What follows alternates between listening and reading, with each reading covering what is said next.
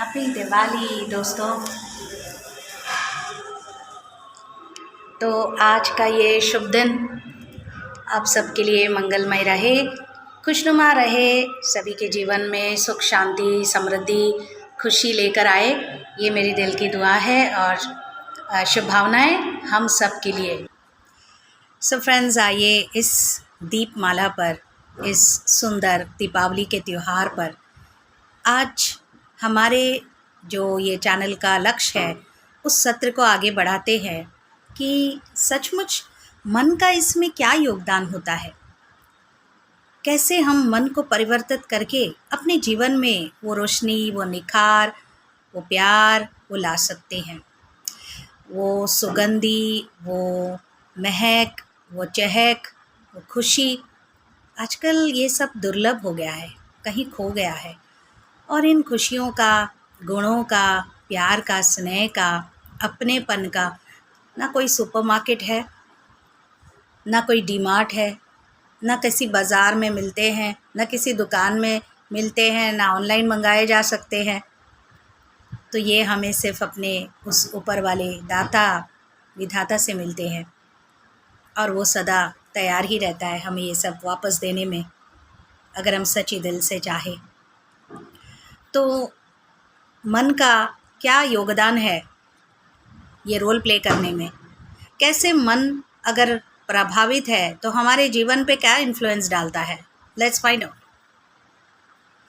मैंने अभी आपसे कहा कि दीपावली सभी के लिए एक बहुत सुंदर पर्व है, खुशी का एक मौका है, एक दस्तूर है, एक रिवाज है कि जो भी मनमुटाव है उसे दूर करे, अंधियारे को रोशनी में बदले। सिर्फ फिज़िकल स्थूल की बात नहीं हो रही है, मन का अंधियारा दूर करने की बात हो रही है।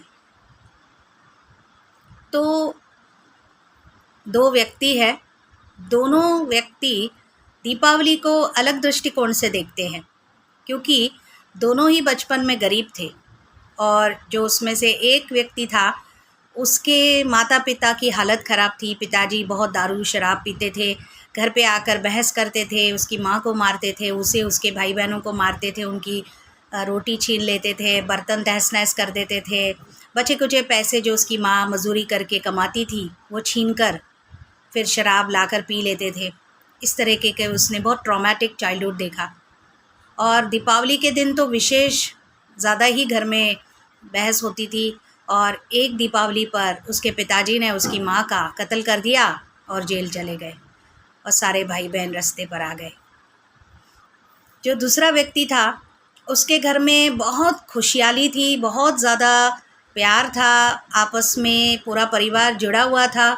तो उसके कज़न्स आते थे, वो लोग खेलने जाते थे, कहीं घूमने जाते थे, नए कपड़े, मिठाइयाँ, खिलौने, अच्छे अच्छे वादे कस्में और साथ में सभी मिलकर खाना खाते थे और इस तरीके का बहुत ही सुंदर अनुभव उसका रहता था।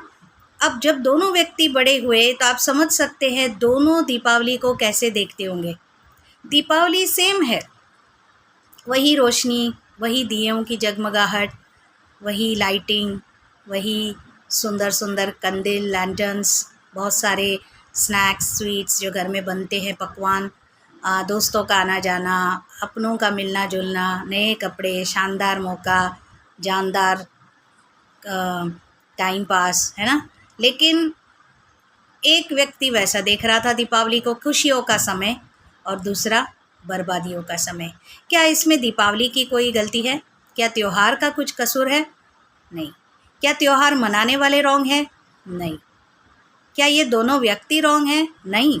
संजोग ही ऐसे थे कि दोनों ने अपने अपने हिसाब से परसेप्शन बना दिया। कहाँ बनाया? अपने मन में। तो सोचने वाली बात है कि कसूर किसी का भी नहीं है, लेकिन हम इसको आगे कैसे ले और अपने जीवन में किस प्रकार प्रभाव डालने दे, ये तो हमारे हाथ में है ना। तो आप सोचो अभी कि पहला वाला अगर जो व्यक्ति है जिसके पास नेगेटिव माइंडसेट है, क्या वो उसे बदल सकता है? 100% विल पावर है उसके पास फ्री विल दिया है भगवान ने, वो 1% दिया है कि अगर आप करना चाहो आप कर सकते हो। तो he can change it to a positive mindset. लेकिन जो दूसरा व्यक्ति है उसकी कोई गारंटी नहीं है वो सब कुछ अच्छा लेके चल रहा है, पर भगवान न करे बड़े होने के बाद अगर उसके जीवन में कोई ट्रेजेडी हो गई दीपावली के दिन, अब आगे से वो कैसे लेगा हमें नहीं पता। मान लीजिए उसकी फैक्ट्री में आग लग गई, या उसके बच्चे को कुछ हो गया, या बिजनेस ठप हो गया, तो वो भी आगे से बड़े, भले ही उसकी उम्र बड़ी है, पर अब उसके मन पे प्रभाव पड़ेगा और शायद दीपावली को वो बहुत नेगेटिवली ले सकता है।